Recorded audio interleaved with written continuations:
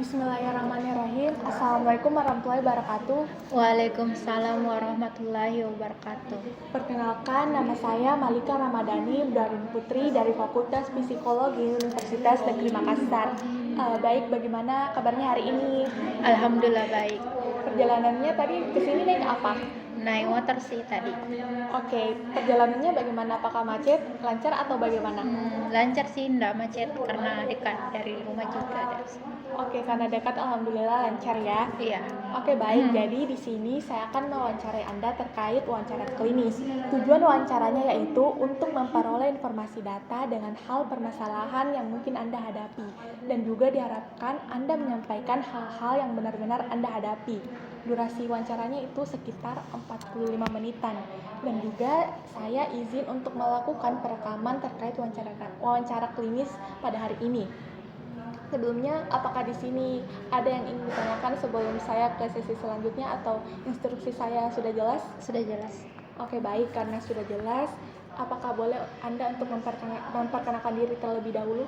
Oke, baik. Perkenalkan, nama saya Helty Wahda dari Universitas Negeri Makassar, jurusan Manajemen. Oke, baik. Terima kasih atas perkenalannya. Jadi, kalau begitu wawancara saya akan mulai ya.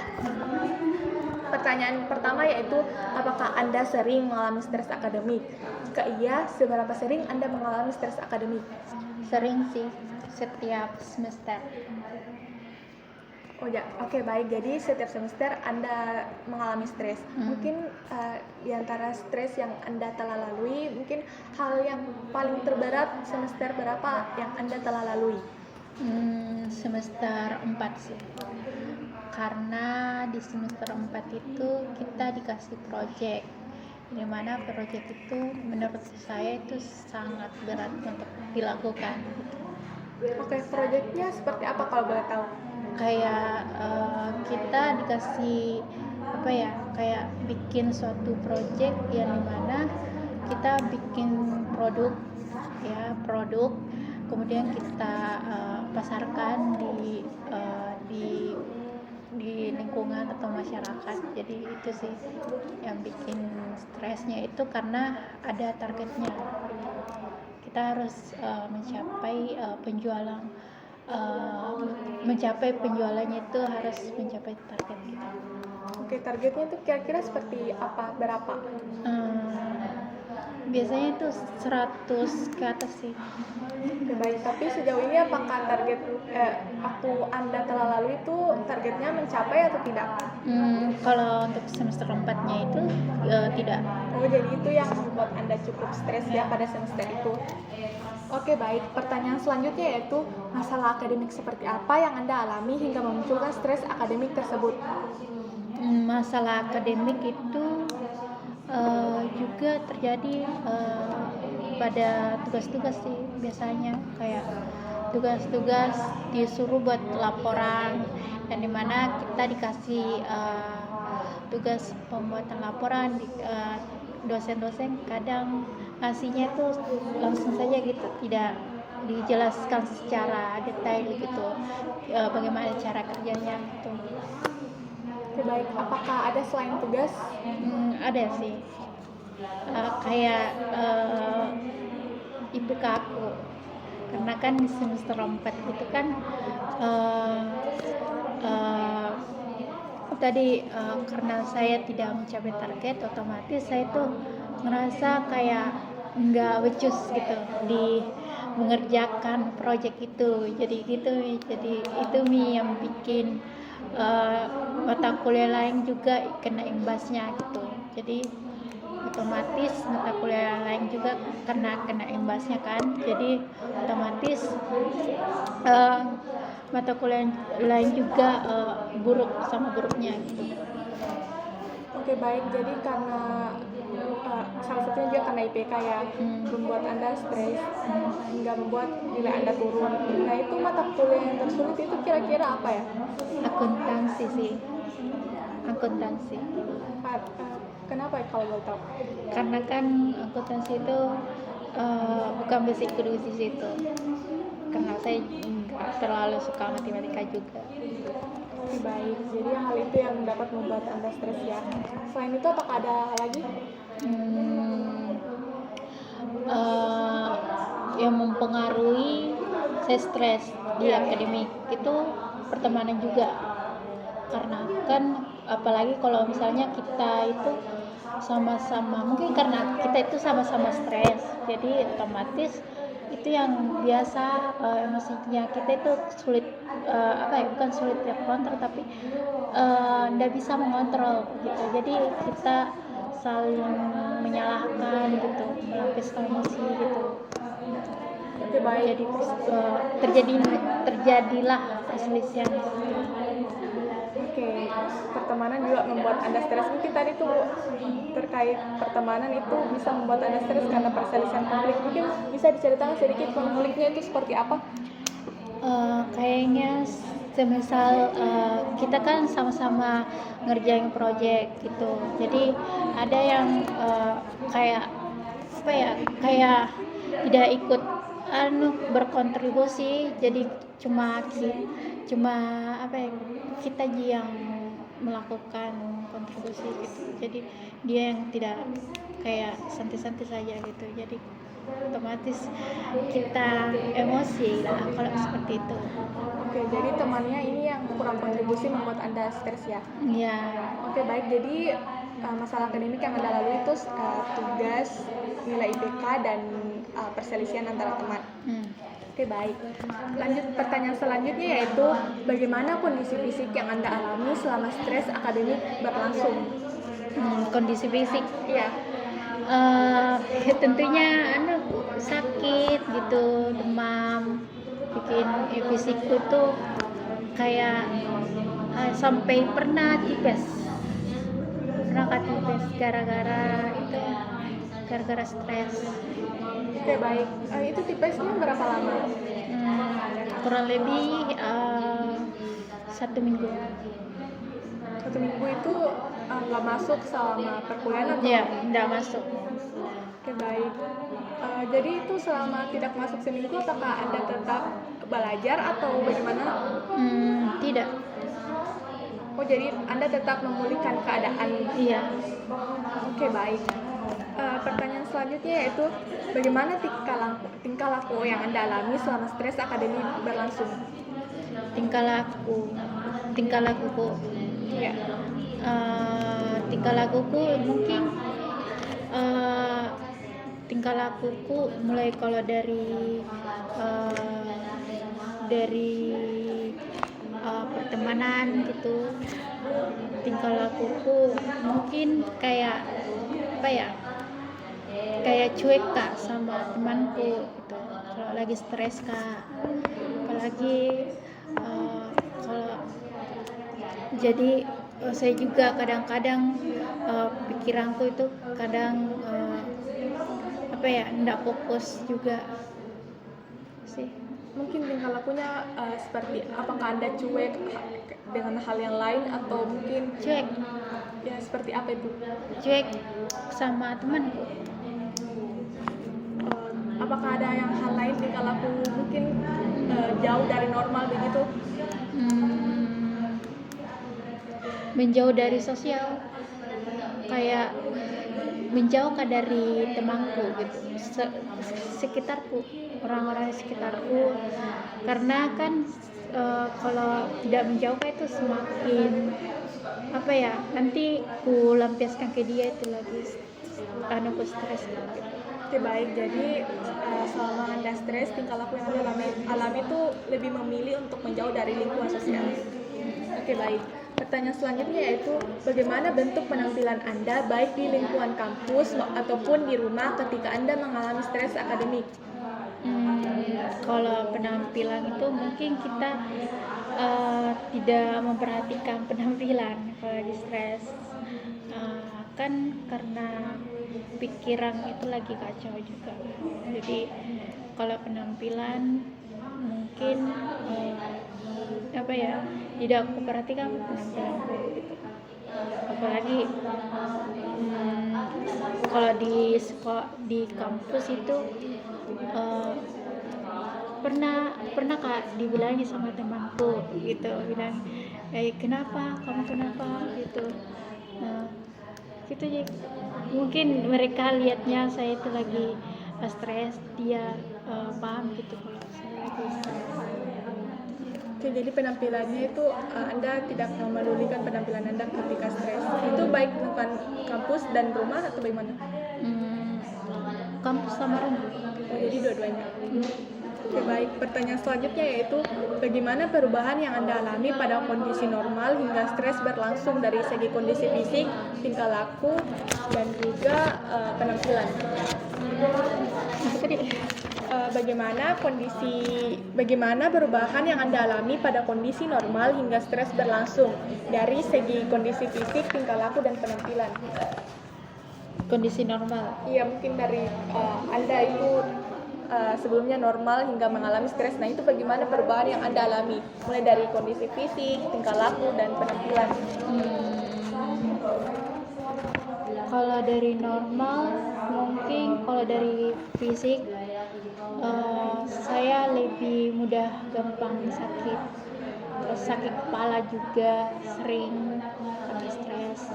Terus kalau dari segi penampilan mungkin tidak terlalu memperhatikan penampilan dibanding dengan kondisi normal sebelumnya gitu.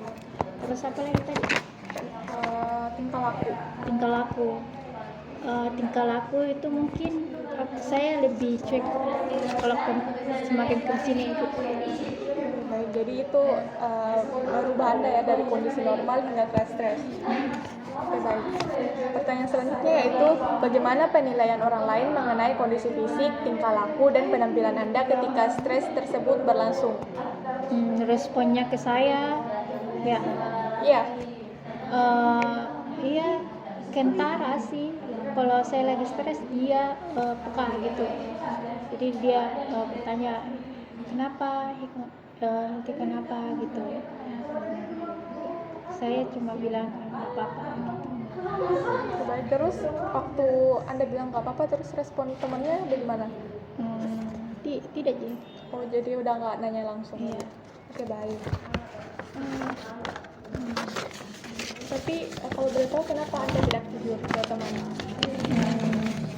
Karena apa ya, nggak perlu dia tahu gitu. Karena untuk apa gitu? Karena kan ini adalah masalahku. Saya lagi nggak baik-baik, apalagi kalau langsung terlalu tambah stres Kak, kalau semakin orang tahu keadaanku gitu. Oke, baik, jadi Anda lebih memilih memendam karena itu masalah Anda, karena Anda merasa akan lebih tambah parah. Oke, baik. Pertanyaan selanjutnya yaitu apakah Anda dapat mengenali emosi yang Anda rasakan ketika sedang stres? Jika iya, bagaimana cara Anda mengenalinya? Lagi stres, Iya. emosi. Mungkin kalau ketika saya marah, Iya, kalau emosi. iya, Bagaimana ketika cara Anda mengenalinya? kalau emosiku, kalau misal kayak hal-hal kecil, kayak saya kesandung Kak, itu ternyata emosiku itu tidak baik-baik saja, ada kayak rasa marah di dalam diriku, jadi melampiaskan pada hal-hal yang sekiranya kecil gitu. Apakah masih ada hal yang lain yang bisa membuat Anda mengenali emosi lebih dekat begitu? Kayak menangis gitu. Iya, seperti apa? Kayak apa ya, kalau lagi nangis itu mungkin mudah Kak tersentuh pada hal-hal yang relate sama diriku. Oke, baik. Pertanyaan selanjutnya yaitu apakah pernah Anda mengekspresikan emosi Anda ke orang lain? Jika iya, bagaimana cara Anda mengekspresikannya? Mengekspresikan emosi,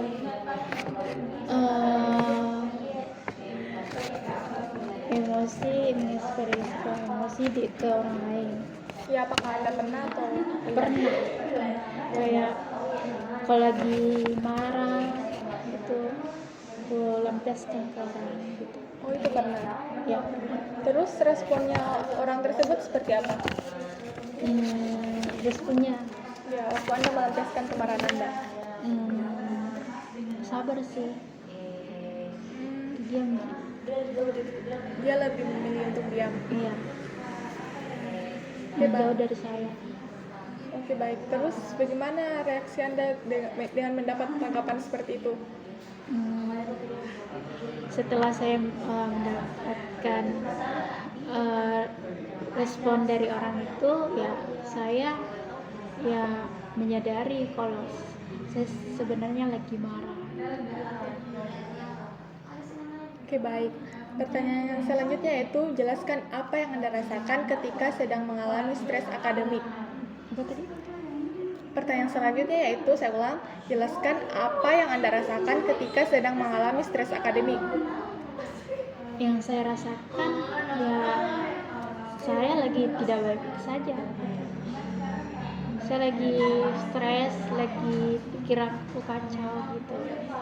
Itu sih yang saya rasakan. Mungkin bisa diceritakan pikirannya apa yang dipikirkan seperti apa? Mungkin karena terlalu stuck pada pikiran yang sudah terjadi gitu. Kayak misalnya itu project yang tadi yang saya jelaskan gitu.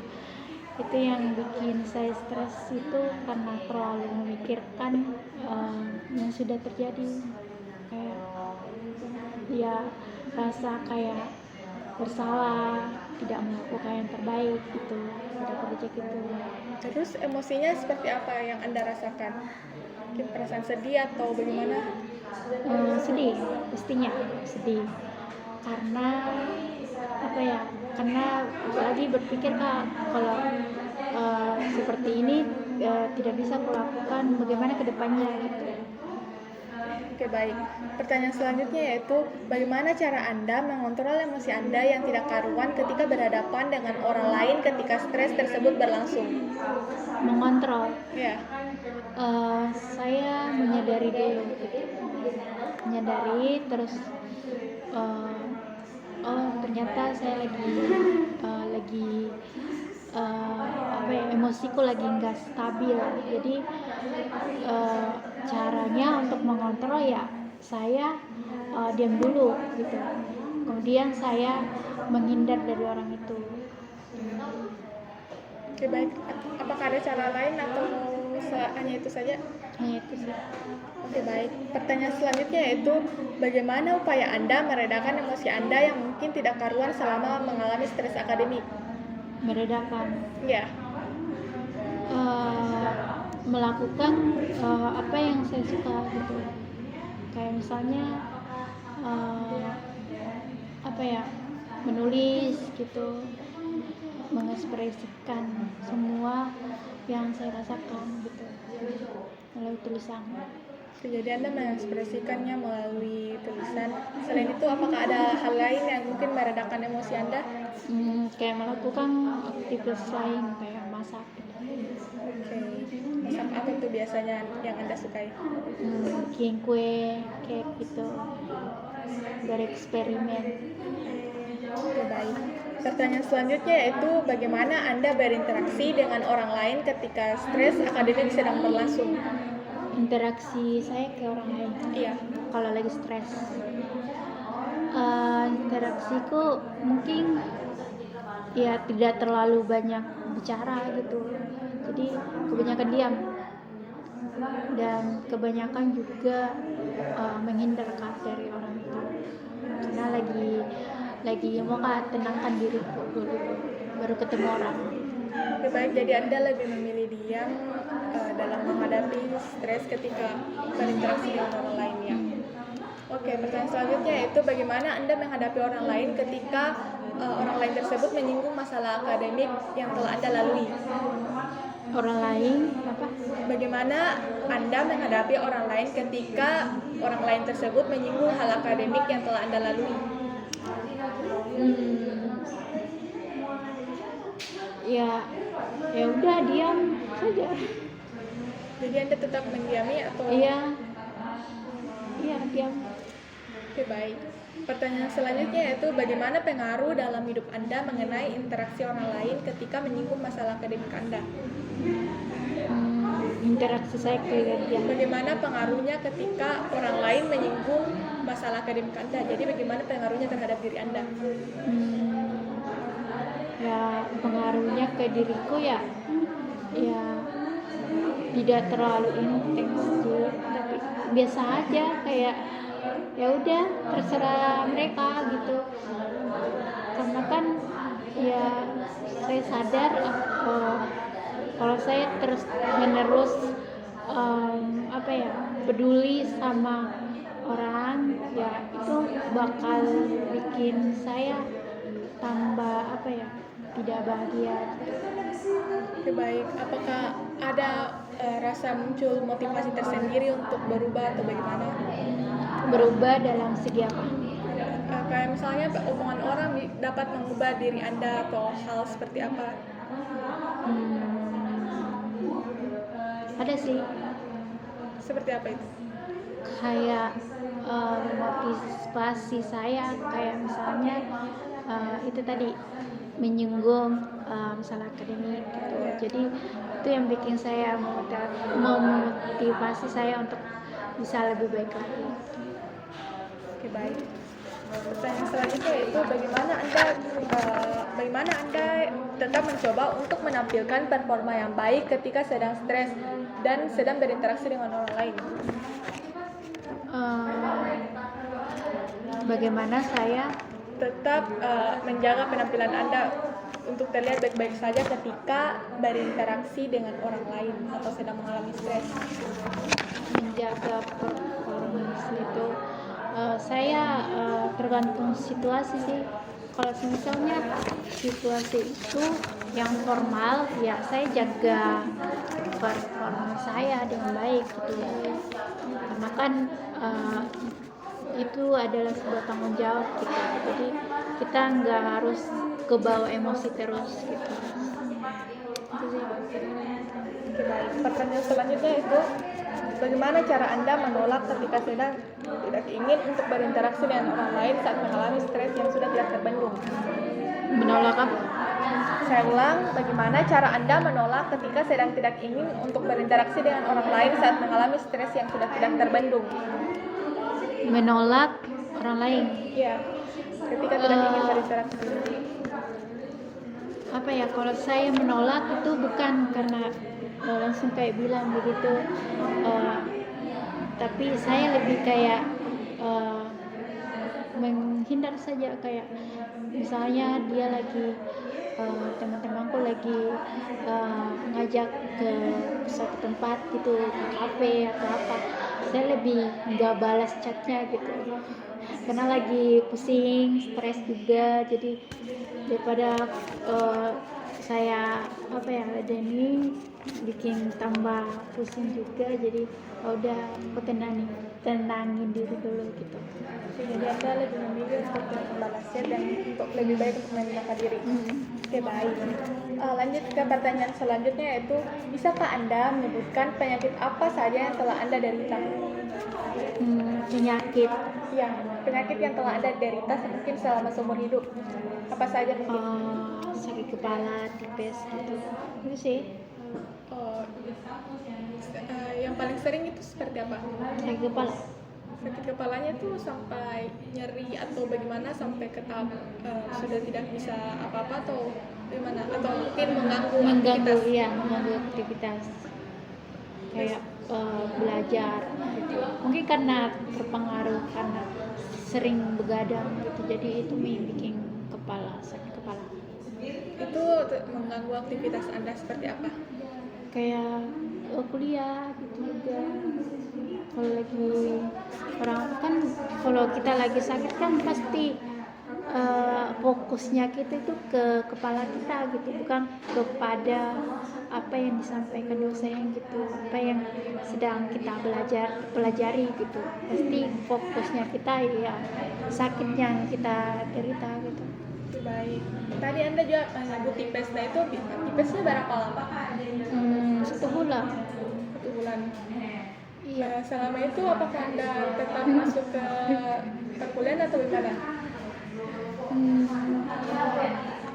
Oh iya, tidak sih, karena kan tidak. Iya sih, sampai karena sampai masuk rumah sakit juga. Jadi Anda tetap masuk.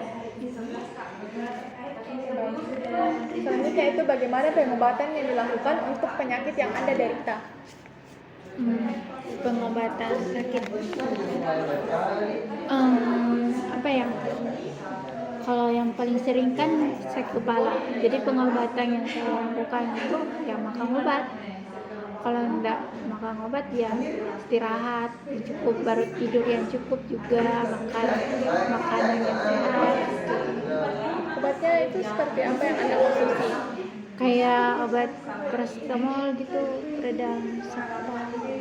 Terus waktu tipes pengobatan apa yang Anda lakukan? Tipes makan obat juga. Ini seperti apa? Obat ya paling obat sakit kepala, penurun demam. Apakah ada selain itu? Oke, baik. Pertanyaan selanjutnya yaitu bagaimana Anda melalui keseharian Anda dengan penyakit yang diderita? Apa? Bagaimana Anda melalui keseharian Anda dengan penyakit yang diderita? Melalui keseharian saya dengan penyakit yang saya derita ya udah dijalani aja. Ya. Oh, jadi Anda tetap menjalani. Ya, mungkin apakah ada pengaruh mengganggu aktivitas keseharian atau bagaimana? Itu sudah jelas sih mengganggu, tapi tetap dijalani ya aktivitasnya selagi masih bisa jalan. Itu sih. Baik, pertanyaan selanjutnya itu bagaimana penyakit yang Anda derita dapat mempengaruhi kehidupan Anda? Mempengaruhi kehidupan. Iya. Kayak akademik juga. Iya. Bagaimana mempengaruhi ya? Mungkin dari situ tadi, dari saya lebih fokusnya ke ke penyakit yang saya derita itu sakit kepala daripada aktivitas yang saya lakukan. Jadi lebih besar fokusnya ke apa yang penyakit saya gitu. Baik, pertanyaan selanjutnya yaitu apa saja langkah yang Anda lakukan untuk mencegah kembalinya penyakit yang Anda derita? Saya ulang, apa saja langkah yang Anda lakukan untuk mencegah kembalinya penyakit yang Anda derita? Untuk mencegah penyakit yang saya derita, ya mungkin jaga kesehatan sih dengan cara ya memperhatikan kesehatan, memperhatikan apa yang kita konsumsi, memperhatikan memperhatikan tidurnya kita gitu, tidur yang cukup gitu, makan minyak kita gitu sih. Jadi Anda dalam melakukan tindak pencegahan Anda melakukan pola hidup yang sehat ya? Iya. Oke, baik. Pertanyaan selanjutnya yaitu bisakah Anda menceritakan perkembangan tinggi dan berat Anda sampai saat ini? Kalau dari perkembangan berat badan sampai saat ini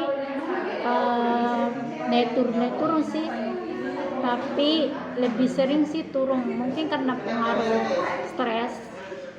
Jadi karena kan kalau kita lagi stres itu mungkin pola makannya kita itu menurun gitu, apalagi kalau lagi fokus ke tugas pasti kita lupa makan biasanya, jadi itu nih yang buat turun berat badan kita turun gitu.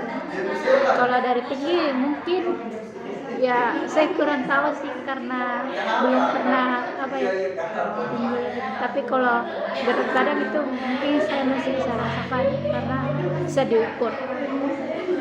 Ya, baik, jadi yang mempengaruhi perkembangan Anda itu bisa dari segi nutrisi.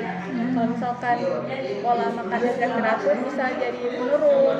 Ya itu juga sih. Iya. Apalagi kalau lagi stres kan, jadi kita itu jarang makan.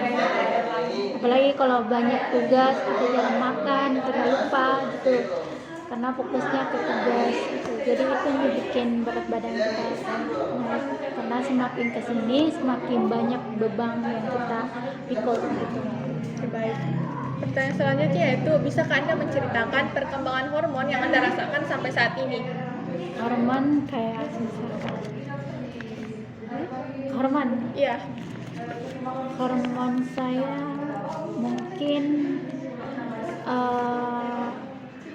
perkembangan hormon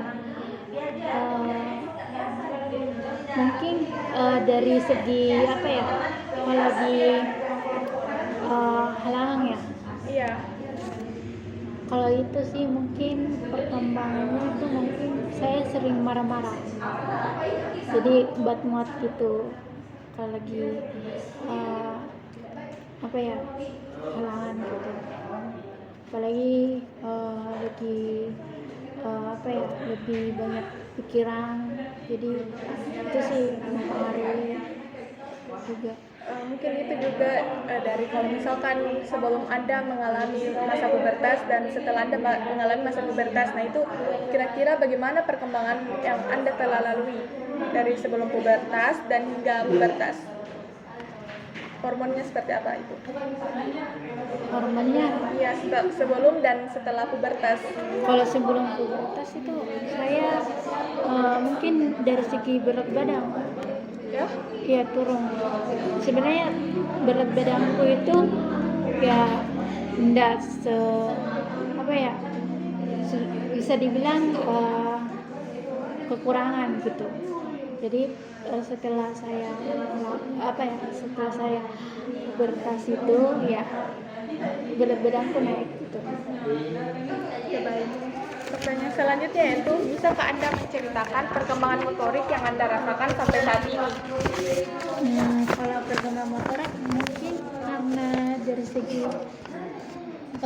berkembang sih, karena apalagi kan sampai saat ini saya kalau lagi apa ya, perasaan saya lagi tidak baik-baik saja, itu saya mengekspresikannya melalui tulisan. Jadi itu nih yang bikin mungkin itu dari situ perkembangan motor itu bisa berkembang. Jadi perkembangan motorik itu tadi perkembangan motorik halus. Sedangkan kalau perkembangan motorik kasar itu perkembangannya mungkin ada atau gimana?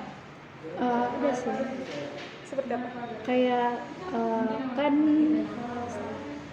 kayak kan ngangkat, misalnya ngangkat galon gitu. Kan sekarang ini jauh dari orang tua juga, jadi otomatis ya udah terbiasa untuk mendiri apa sendiri, ngangkat galon dari lantai bawah sampai lantai 2 gitu. Itu sih yang hal-hal yang berat. Oke, baik. Jadi tadi Anda telah menjelaskan perkembangan motoriknya itu Anda lebih bisa mengekspresikan sesuatu dan tulisan, dan perkembangan motorik kasarnya itu Anda apa ya, lebih kuat dalam hal apa ya, hal yang berat seperti mengangkat galon tadi ya, seperti telah disebutkan. Oke, baik. Pertanyaan selanjutnya yaitu, bisakah Anda menceritakan perkembangan nutrisi dan kebutuhan akan olahraga yang telah Anda rasakan sampai saat ini? Kebutuhan apa olahraga? Perkembangan nutrisi dan kebutuhan olahraga. Perkembangan nutrisi ya nutrisi ya mungkin saya lebih peduli nutrisi lagi gitu, berbeda dari sebelumnya. Kalau sebelumnya kan saya tidak terlalu peduli apa yang saya makan, jadi kalau sekarang bisa lebih aware gitu, lebih peduli dengan apa yang saya makan. Terus kalau olahraga yang sebelumnya saya tidak pernah olahraga, jadi bisa apa yang membiasakan untuk olahraga. Oke, baik. Pertanyaan selanjutnya yaitu, bisakah Anda menjelaskan apa saja hal yang mempengaruhi perkembangan fisik Anda? Perkembangan fisik kayak misalnya berat badan naik gitu. Iya. Yang mempengaruhi berat badan saya naik itu apa ya, kalau lagi nggak banyak pikiran. Terus juga kalau lagi apa ya, lebih banyak makannya juga. Oke, baik. Pertanyaan selanjutnya itu, bisakah Anda menceritakan perkembangan daya pikir yang telah Anda rasakan sampai saat ini? Perkembangan daya pikir saya yang saya rasakan saat ini itu mungkin lebih kayak dewasa itu, karena kan apa ya, mungkin karena dari pengalaman yang kita lalui gitu, jadi dari prosesnya kita mempertanyakan banyak hal dalam hidup, jadi itu mempengaruhi perkembangan daya pikir saya sampai saat ini. Oke, baik. Pertanyaan selanjutnya yaitu, bisakah Anda menceritakan perubahan gaya bahasa yang telah Anda rasakan sampai saat ini? Mungkin dari segi apa ya, kalau dari bahasa mungkin saya lebih bijak dalam memilih bahasa, memilih kata-kata gitu, yang dimana ya sesuai dengan tempatnya gitu, tidak berkata yang tidak semestinya, kayak bicara kotor gitu ke orang. Oh, itu diterapkan ke semua usia atau bagaimana? Ke semua usia. Oke, baik. Pertanyaan selanjutnya yaitu, bisakah Anda menceritakan perubahan daya tangkap yang Anda rasakan sampai saat ini? Daya tangkap yang saya rasakan, ya saya lebih mudah memahami, karena saya sudah melalui banyak hal yang rumit, jadi pemecahan masalah itu bisa saya rasakan dari pikir saya gitu. Daya tangkap Anda merespon orang lain itu juga berkembang seperti apa? Merespon orang lain, Ya, kayak daya tangkap apa yang orang lain sampaikan itu, bagaimana daya tangkap? mudah untuk saya pahami, karena enggak, mungkin ada juga yang tidak susah untuk saya pahami, itu mungkin karena segi bahasanya, cara menyampaikannya, tapi ada juga beberapa yang saya bisa mudah pahami itu, kalau ya mungkin itu sih. Oke, baik. Pertanyaan selanjutnya itu, bisakah Anda menceritakan perubahan problem solving yang telah Anda lalui? Perubahan problem solving, mungkin saya lebih mudah untuk saat ini, saya lebih lebih mudah untuk memecahkan masalah sendiri, karena udah terbiasa sendiri gitu, apa sendiri. Jadi kalau masalah problem solving saya cukup bagus sih. Dan dulunya, kalau problem solvingnya dulunya Anda seperti apa kalau boleh tahu?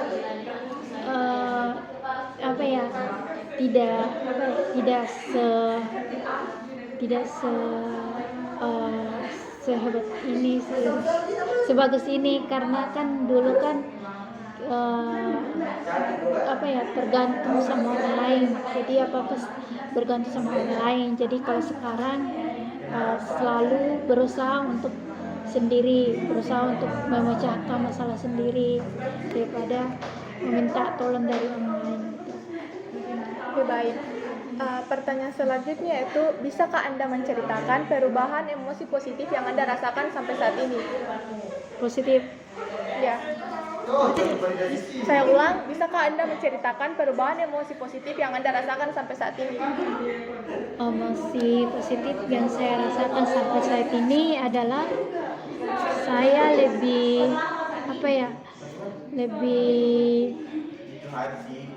lebih berusaha untuk tetap senang, bahagia, itu sih. Karena kan kalau kita positif, diri kita positif, otomatis orang lain juga ikut merasakan gitu. Baik, pertanyaan selanjutnya yaitu, bisakah Anda menceritakan perubahan emosi negatif yang Anda rasakan sampai saat ini? Perubahan emosi negatif, mungkin saya lebih menyadari gitu emosiku. Jadi mungkin agak tidak seintens dulu gitu. Tidak seemosi dulu. Iya. Oke, baik. Pertanyaan selanjutnya yaitu, bisakah Anda menceritakan perubahan emosi ketika Anda berhadapan dengan seseorang ataupun orang lain? Apa?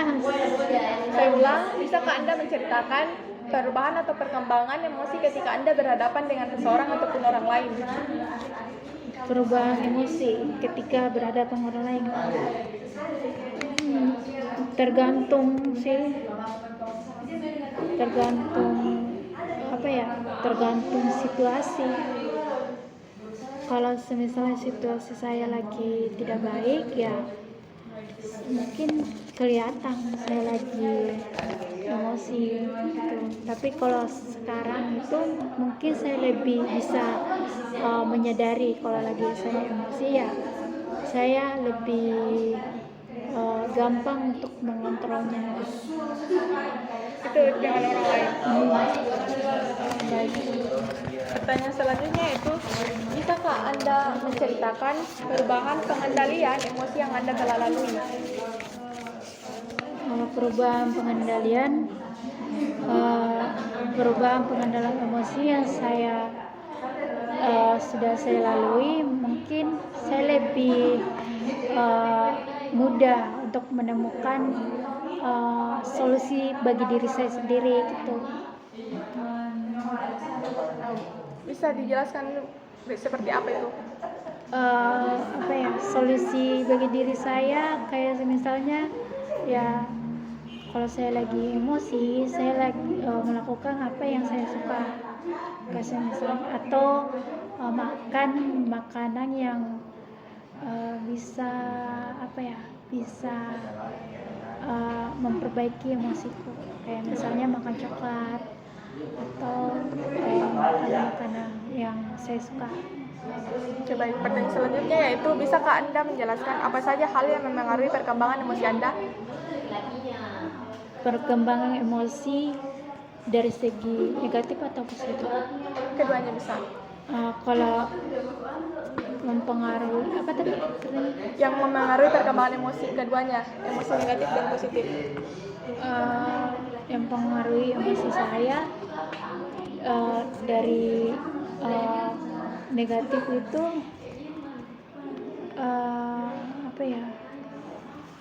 kalau negatif itu mungkin saya lebih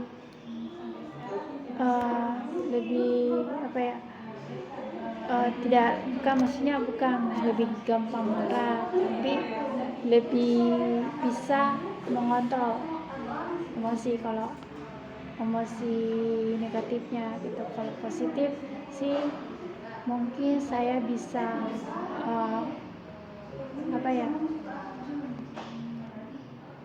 itu sih. Oke, baik. Pertanyaan selanjutnya yaitu, bisakah Anda menceritakan perkembangan kontak sosial Anda dengan orang lain? Perkembangan kontak saya dengan orang lain. Iya, kontak sosial. Perubahan. Ya, perkembangannya. Perkembangan kontak saya dengan orang lain, mungkin saya lebih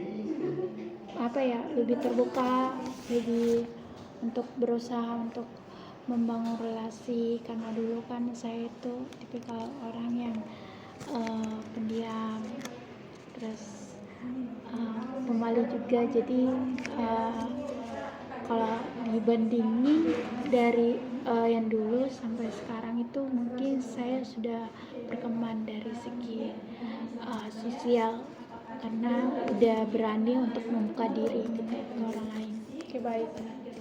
Pertanyaan selanjutnya yaitu, bisakah Anda menceritakan perkembangan bentuk hubungan sosial Anda dengan orang lain?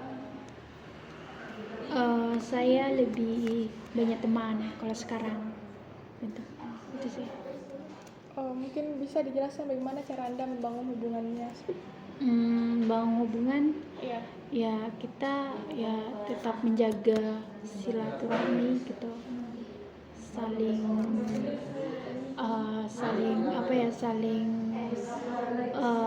berkomunikasi juga, tidak putus komunikasi. Awalnya dalam Anda membangun hubungan memiliki banyak teman itu gimana cara Anda? Caranya saya ya terbuka gitu kepada mereka gitu, mau untuk berteman, bergaul gitu. Apakah Anda mengajaknya duluan atau seperti apa? Mengajaknya dulu. Jadi Anda mempererat hubungan apa ya? Seseorang itu dengan mengajaknya duluan kemudian menjaga tali silaturahmi dan komunikasi. Iya. Oke, baik. Pertanyaan selanjutnya yaitu, bisakah Anda menceritakan perkembangan bentuk kerjasama Anda dengan orang lain? Bentuk kerjasama saya dengan orang lain, mungkin kalau dulu sih saya lebih suka mengerjakan sesuatu sendiri. Kalau sekarang ternyata saya menyadari bahwa kalau kerjasama itu bisa memudahkannya kita, karena kita bisa bertukar pikiran dan juga tugas-tugas bisa bisa selesai dengan cepat gitu, karena kita saling bagi tugas gitu, jadi mudah. Oke, baik. Pertanyaan terakhir yaitu, bisakah Anda menjelaskan apa saja hal yang mempengaruhi perkembangan sosial Anda? Perkembangan yang mempengaruhi sosial saya apa tadi? Baik, saya ulang. Bisakah Anda menjelaskan apa saja hal yang mempengaruhi perkembangan sosial Anda? Apa saja mempengaruhi perkembangan sosial saya ya? Itu menjaga sikap. Itu sih, menjaga sikap, menjaga tingkah laku. Itu sih. Mungkin bisa dijelaskan lebih rinci terkait menjaga sikapnya itu seperti apa atau tingkah laku? Sikapnya kita ke orang lain gitu, kayak ke teman gitu,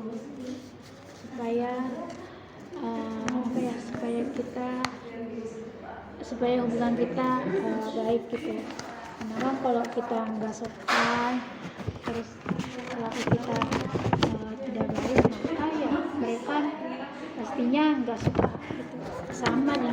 Sama halnya dengan kita, kalau orang yang teman kita yang nggak sopan, alatnya nggak baik, pasti kita merasa nggak nyaman sama mereka. Begitupun dengan kitanya ke dia. Oke, baik. Mungkin itu saja hasil wawancara dari kali ini. Kesimpulan yang bisa saya ambil yaitu mungkin Anda sering mengalami stres dari per semester sampai sekarang, dan masalah akademiknya itu mungkin dari tugas ataupun nilai IPK yang turun dan juga perselisihan antara teman.